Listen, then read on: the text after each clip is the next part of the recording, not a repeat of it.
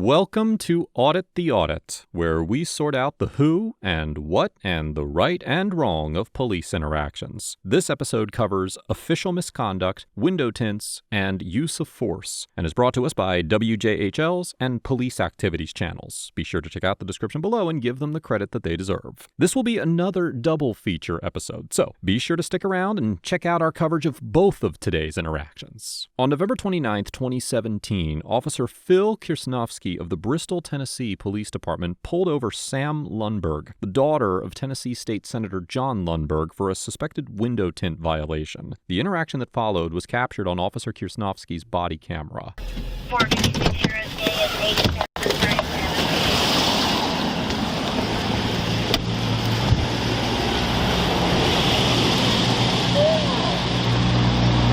Sam? No! You know how dark your window tint is? Oh, Officer McDaniel checked it last week. I swear to you, he pulled me over for it. You can check it, though. But yeah, he pulled me over last week for it. It's dark as hell. Yeah, he pulled me over last week for it. But he checked it and said it was fine.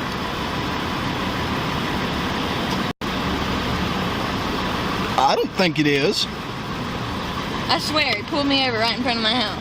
On near King College. Hold on one second. Okay. Another officer's got a little meter that he can put on it.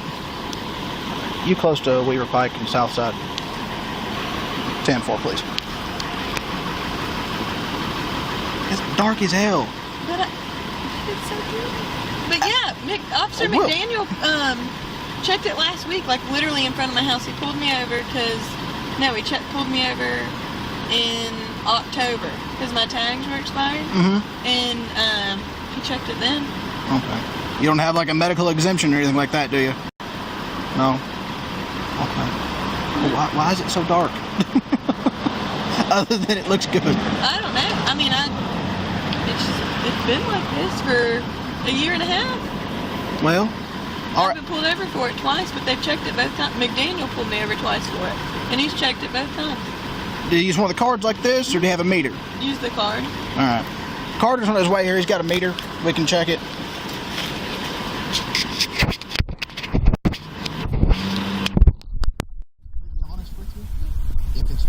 If it's over the legal limit, I'm going to give you a citation.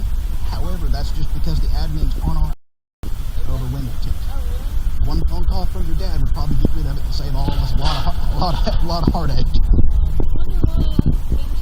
The chief and captain are real heavy on window tint right now. We don't know why.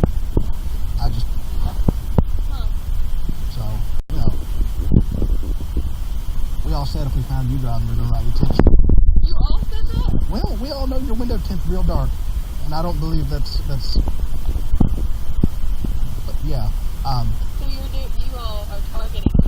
No. You just said it? No, I didn't. Just like I said, one call from your dad would probably make all this go away, and save all of us a lot of heartache.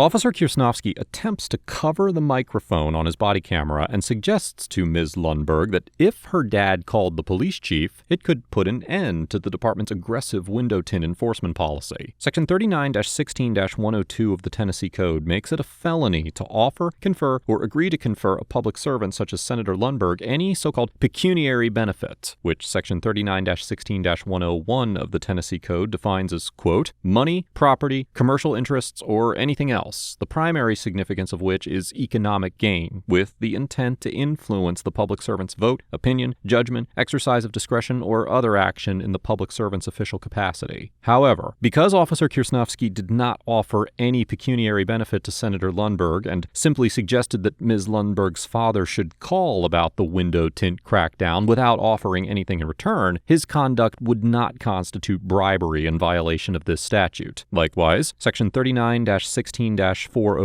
of the Tennessee Code, which codifies the so-called official misconduct statute, states that, quote, a public servant commits an offense who, with intent to obtain a benefit or to harm another, intentionally or knowingly commits an act relating to the public servant's office or employment that constitutes an unauthorized exercise of official power, commits an act under color of office or employment that exceeds the public servant's official power, refrains from performing a duty that is imposed by law or that is clearly inherent in the nature of the public servant's office or employment, violates a law relating to the public servant's office or employment, or receives any benefit not otherwise authorized by law. Now, because law enforcement officers are also considered to be public servants, this statute would apply to Officer Kirsnovsky. However, it is likely that a court would conclude that although Officer Kirsnovsky was attempting to obtain a benefit, he did not engage in an act that constituted an unauthorized exercise of official power or exceed his authority as a law enforcement officer. Had Officer Kirsnovsky, for example, ordered Ms. Lundberg under threat of arrest to have her father call the police chief, or if he offered to not ticket her for the window tint in exchange for asking her father to exercise his influence with the department, then his actions may have been considered official misconduct. But since he merely indicated that a call from Senator Lundberg could impact the window tint situation, it is highly unlikely that a court would conclude that Officer Kirsnovsky's conduct was criminal.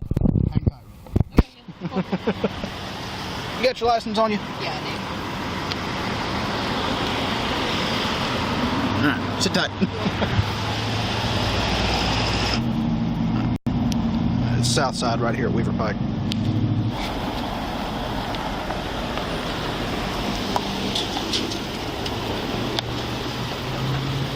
Your window tint meter.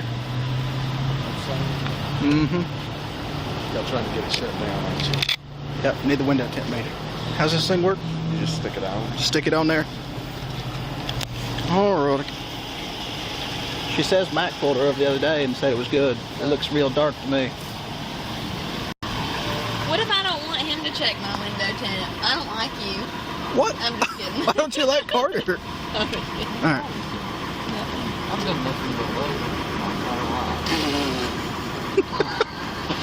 life. You're gonna roll this one up just a little bit. Just kidding. Or that one. He might get his chin stuck in it, I don't know. Yeah. This one. Oh, that one. Whoa! I'm gonna cut your hand off.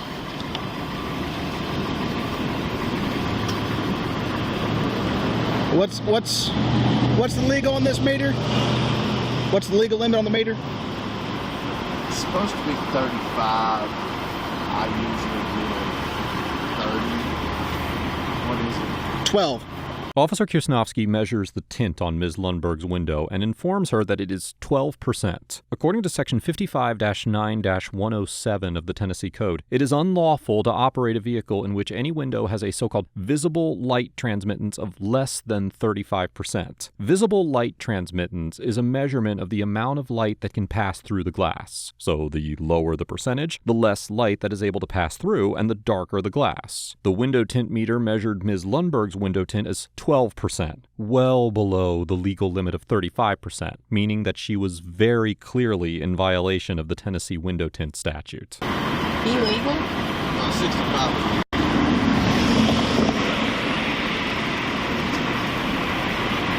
12. I think when Max stopped you, Max blind. Dang. So, sit tight for me, okay? All right.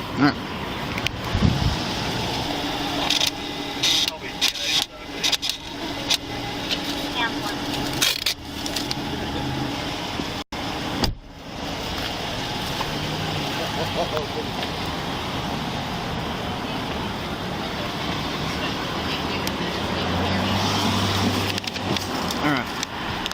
There's your ID back. Said, I hate doing this, but our admin's on us real heavy for window tint. A lot of us don't agree with it, but... My mom got a ticket today, too. Where? I was giving her so much for it, and now I'm like, Graham?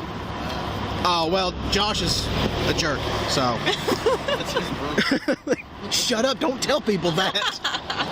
No, court date set for February 26th at 8 a.m. You do have the option of having it taken off and get legal limit, and the judge will treat it as a warning and he'll dismiss it. I'm not even going to be in town that day. There's a number on the back there you can call and have it rescheduled. Okay. Or you can just pay the ticket and leave the window tint as it is. However, it won't stop other people from stopping you. Wild. Okay. All right. You just sign there. Not admission guilt. Just saying you received a citation. You'll get taken care of. You'll appear in court. All right. Any questions for me? No. All right. Unbeknownst to Officer Kirsnovsky, Senator Lundberg was listening to the traffic stop on speakerphone. After the encounter, Senator Lundberg called Chief Blaine Wade of the Bristol, Tennessee Police Department, with whom he has a personal relationship, to joke about the department, quote-unquote, targeting his family, since both his wife and daughter had received a ticket on the same day. However, this light-hearted phone call prompted the department to review the body camera footage from Ms. Lundberg's traffic stop, and as a result, Officer Kirsnovsky was terminated from his position. A department memo cited 2 reasons for the firing: Officer Kirsnovsky's attempt to disable the audio on his body camera, and his quote-unquote insubordination in his attempt to persuade Ms. Lundberg to take action to change police department policy that he did not agree with. Senator Lundberg disagreed with Officer Kirsnovsky's termination, and even hired an attorney to attempt to help him get his job back, but was unsuccessful in his attempts. Officer Kirsnovsky appealed his firing, and a hearing was held, but the city ultimately upheld his termination. The department also requested a review of possible criminal charges against Officer Kirsnovsky, but a district attorney found no grounds for any charges. In January of 2018, Officer Kirsnovsky was hired as a corrections officer by the Sullivan County Sheriff's Office. Overall, Officer Kirsnovsky gets a B- because although it was inappropriate for him to cover his microphone and suggest that Senator Lundberg call the chief to intercede about the department's aggressive stance on window tint, he maintained a professional and friendly demeanor throughout the encounter and ultimately wrote Ms. Lundberg a ticket despite disagreeing with the policy. While I do agree that Officer Kirsnovsky's conduct was unprofessional, he clearly had some level of personal relationship with Ms. Lundberg and seemed to be attempting to interact with her as a friend rather than an officer. As such, I believe that the termination was an overreaction and seemed to be more motivated by the chief's embarrassment over Officer Kirsnovsky's so-called insubordination rather than a legitimate disciplinary necessity. Ms. Lundberg gets an A for remaining calm and respectful throughout the encounter, complying with the window tint testing, and not demanding or even expecting any special treatment based on her father's political influence. While her window tint was clearly illegal, she had been previously told by a different officer that it was acceptable, and I cannot seriously fault her for relying on that statement. Ms. Lundberg seemed to have a good personal relationship with the officers involved, and it was refreshing to see a family member of a politician who did not believe that she was above the law. Let's move on to the second encounter. On November 9th, 2023, an individual crashed his vehicle into multiple parked cars near the Bradley Beach Police Department headquarters in Bradley Beach, New Jersey, and Sergeant William Major and an unidentified patrolman responded to the scene. The driver of the vehicle appeared to be intoxicated, and the officers began to investigate the crash as a DWI. As the officers attempted to investigate the accident, Chief Leonard Guida showed up at the scene, out of uniform and apparently intoxicated, and began to speak to Sergeant Major. The encounter that followed was captured on body camera. Hey, Ron, just pull that up and put it to the shoulder. Yeah. Thanks. What is it? The RMA. I am not the police, okay? I came here with the ambulance. I want to make sure you're okay. I don't know what he's thinking. I don't know. I'm asking you if he's RMA or not. Oh, yeah, no. What? Yeah. I get that. Your head is okay. Has no other injuries that we need to be aware of. I can't get any. Can you tell me your first name at least?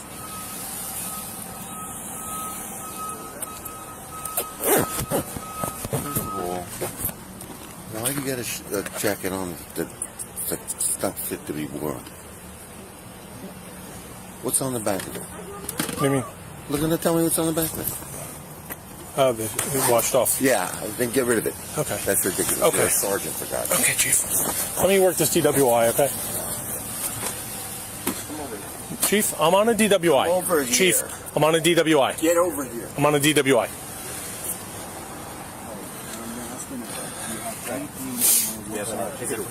Chief, I'm working. I don't have time to argue about a jacket, okay? Get over here. Don't you touch me. Don't you touch me. Don't you touch me. You have a problem? You grabbed me. What? Now get out of here before you get a problem. Take him, man. Take him. No, you're going to go in. Take him. Drunk again. Whose keys are these? They're mine. Get out of here. No. Chief, get out of here or you're going to get locked up. No, Chief, you're going to get locked up. You grabbed me. I asked you 3 times to leave me alone. You're obstructing my DWI. Chief Guida grabs Sergeant Major's arm to pull him away from the accident, and Sergeant Major responds by slamming him onto the hood of a patrol car. After he releases Chief Guida from the hood of the vehicle, Sergeant Major then claims that Chief Guida was obstructing his investigation. According to Section 2C 29-1 of the New Jersey statutes, quote, a person commits an offense if he purposely obstructs, impairs, or perverts the administration of law or other governmental function, or prevents or attempts to prevent a public servant from lawfully performing an official function by means of flight, intimidation, force, violence, or physical interference or obstacle, or by means of any independently unlawful act. If a private citizen had attempted to pull Sergeant Major away from the accident scene, or repeatedly interrupted his investigation as Chief Guida did here, it is certainly possible that a court would find that they obstructed Sergeant Major by attempting to prevent him from performing his duties through force or physical interference or obstacle. However, as Chief Guida was also a police officer and Sergeant Major's supervisor, it seems unlikely that a court would determine his conduct constituted criminal obstruction, particularly given the fact that he was attempting to quote-unquote manage Sergeant Major, however ill-advised and inappropriate his intrusions may have been. Now, as for the physical altercation between Chief Guida and Sergeant Major, it is possible that a court could determine that Sergeant Major's actions constituted assault, but it is unlikely that a court would conclude that Chief Guida's conduct in grabbing Sergeant Major rose to the level of assault under New Jersey law. Now, while some states define assault and battery as any quote-unquote offensive touching, Section 2C 12-1 of the New Jersey statutes requires that an individual cause quote-unquote bodily injury in order for physical contact to constitute assault. Section 2C 11-1 defines bodily injury as, quote, physical pain, illness, or any impairment of physical condition. So, unless Chief Guida's attempts to pull Sergeant Major away from the accident scene caused him pain, which seems improbable given the apparent nature of the physical contact, it is likely that a court would conclude that Chief Guida's actions did not constitute assault. However, Sergeant Major's actions in slamming Chief Guida onto the cruiser's hood almost certainly caused Chief Guida at least temporary physical pain, and therefore could potentially be considered assault. While Section 2C 3-3 of the New Jersey statutes authorizes officers to use physical force as required by their duties, and Section 2C 3-4 permits individuals to use force on another, quote, when the actor reasonably believes that such force is immediately necessary for the purpose of protecting himself against the use of unlawful force by such other person on the present occasion, such uses of force must be proportional to the law enforcement need or the force defended against. As such, if a court determined that the force Sergeant Major used in response to Chief Guida's actions was excessive, it is still possible that he could be convicted of assault. Billy, come over here. Let him go. That's the first thing.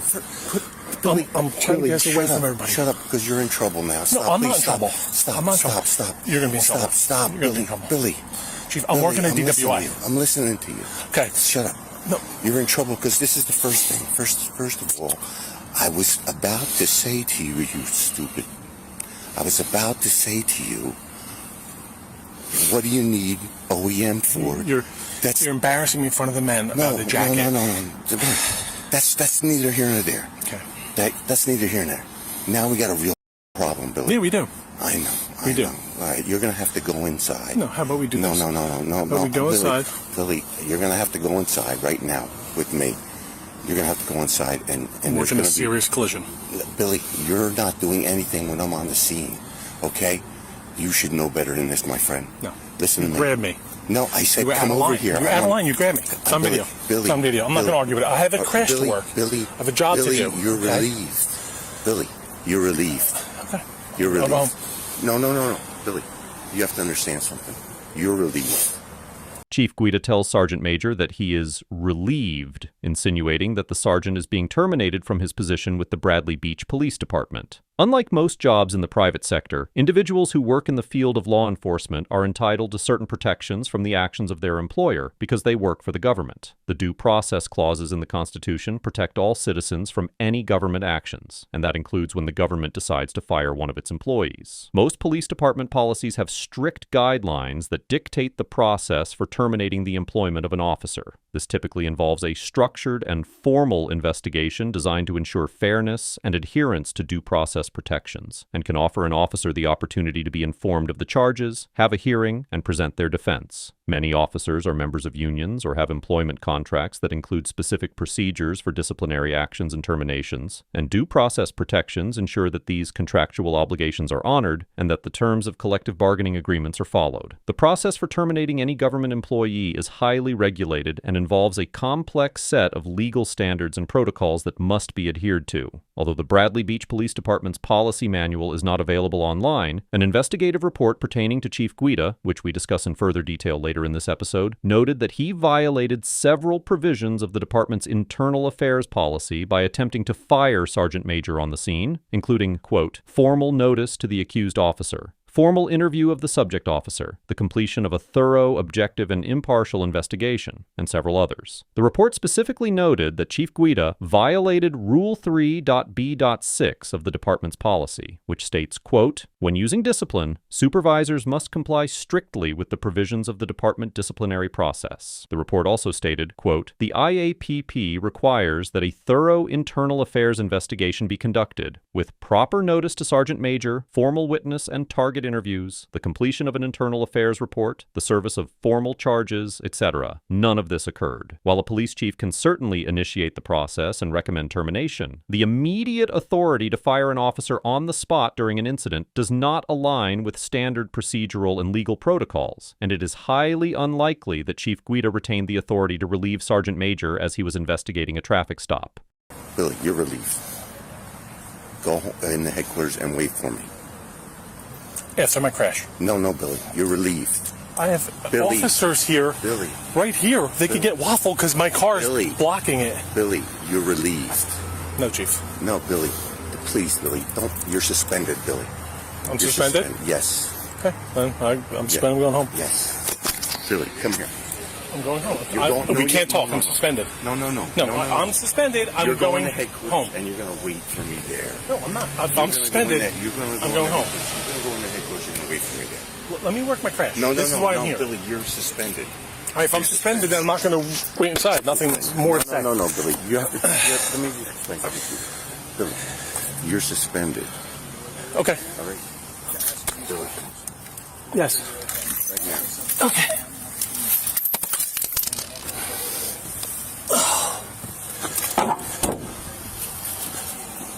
Wait for me in there.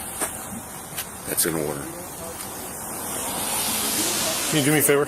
Can you put your car where my car is so our officers and first aid don't get run over, please? I got you. Thank you. Billy's suspended. See what happened there? Yes, Chief. What happened? There's some type of exchange between you and Sergeant Major. Well, we're going to talk about that later. Everybody's got that. Billy's suspended. You already got this. What do you got here? What do you have? We're trying to figure that out, Chief. Okay. Go on.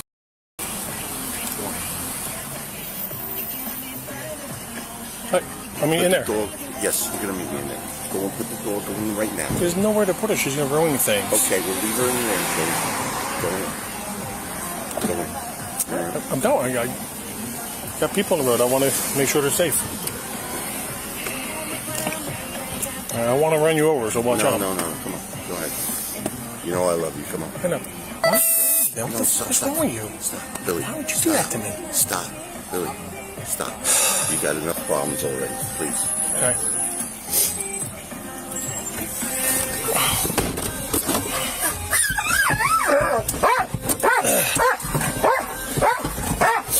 After Sergeant Major left the scene, the remaining officers continued the crash investigation. The DWI suspect was taken to the hospital, but he ultimately fled before a warrant for a blood draw could be obtained, as the agency was short-staffed that evening, and the officer that continued the investigation after Sergeant Major left the scene needed to return to patrol. After their encounter, both Sergeant Major and Chief Guida went to the police department headquarters, where Chief Guida and Sergeant Major discussed the altercation in a conference room. Chief Guida originally suspended and dismissed disarmed Sergeant Major, and then decided to quote-unquote unsuspend him and returned his firearm to him later that evening. In addition to Sergeant Major, multiple officers on the scene of the accident indicated that they could smell alcohol on Chief Guida's breath, while Sergeant Major claimed that the chief had been coming to work intoxicated in the 6 months prior, and that he had made similar appearances at previous crime scenes. In fact, at the time of this altercation, Chief Guida was already under investigation by the Monmouth County Prosecutor's Office Professional Responsibility Unit after receiving an anonymous complaint regarding 2 prior incidents in August of 2023. After the encounter with Sergeant Major occurred, the investigation's scope was expanded, and on January 18, 2024, the prosecutor's office sent Bradley Beach Mayor Larry Fox a report detailing 9 incidents involving Chief Guida from July of 2022 through November of 2023, and sustaining a total of 28 violations. The report alleged that, among other things, Chief Guida engaged in racial profiling, ridiculed employees in front of citizens, used expletives with staff, and physically accosted officers. Regarding the encounter with Sergeant Major, the report concluded that Chief Guida was under the influence of alcohol when he reported to the crash scene, that he lied about not consuming any alcohol prior to the incident, and that he violated internal affairs procedures by attempting to immediately negotiate Sergeant Major's discipline with him. I have included a link to the full report in the description down below if you'd like to read more about the findings on this or any of the other incidents. Chief Guida was placed on administrative leave on November 17, 2023, pending the investigation, and after the report was completed, he retired effective March 1, 2024. Notably, although the prosecutor's office sent Mayor Fox the report in January, the mayor did not forward the report to the Bradley Beach Borough Council until March 1st, 2 hours before it was released to the public on the day that Chief Guida's retirement became effective. Because an administrative complaint against Chief Guida was required to be filed within 45 days of the prosecutor's report, the council held an emergency meeting on March 3rd to set a date for a disciplinary hearing. Former Chief Guida then filed a lawsuit against the council, and on March 26th, the court vacated the notice of disciplinary action filed against Chief Guida because the council did not properly notify the public of the emergency meeting. The city council then filed a new notice of disciplinary action, and Chief Guida responded by filing another lawsuit. As of the date of writing this episode, the litigation is still pending. Overall, Chief Guida gets an F for showing up at a DWI accident scene intoxicated, attempting to micromanage Sergeant Major and taking him away from his duties to complain about the jacket he was wearing, and demonstrating a profound lack of professionalism and leadership abilities. As the leader of the Bradley Beach PD, Chief Guida did not have any reason to show up at an accident scene, particularly given the fact that he was intoxicated. And if he did come to the scene, it should have been to support his team's efforts, not to critique and distract them. Monmouth County Prosecutor Raymond Santiago stated when the report on Chief Guida was released that, quote, "The findings outlined in this report illustrate unmistakably that over the previous year and a half, Chief Guida has been an active hindrance to the very law enforcement agency he was entrusted to lead. And this encounter seems to be just one instance of many similar incidents. This interaction demonstrates how disruptive poor leadership can be to the functionality of a police department, and how the individual in charge can cause problems that trickle down to every level of the agency." Sergeant Major also gets an F for involving himself in a physical encounter with his chief in front of citizens, maintaining an unprofessional and argumentative demeanor, and resorting to the use of excessive force in response to Chief Guida's disruptions. While I completely empathize with the frustration that Sergeant Major must have been feeling while trying to deal with Chief Guida, particularly given the fact that he was an ongoing and repetitive issue, I believe that the amount of force he used was a disproportionate response to Chief Guida's attempts to pull him away from the scene. It seems to me that Sergeant Major became angry and lashed out violently. And although his anger is understandable, it is not acceptable for law enforcement officers to use force in response to frustration, even against other officers. This altercation leaves me concerned that the next time Sergeant Major quote-unquote snaps, he may use excessive force against a citizen who has upset him. Let us know if there is an interaction or legal topic you would like us to discuss in the comments below. Thank you for watching, and don't forget to check out my second channel for even more police interaction content.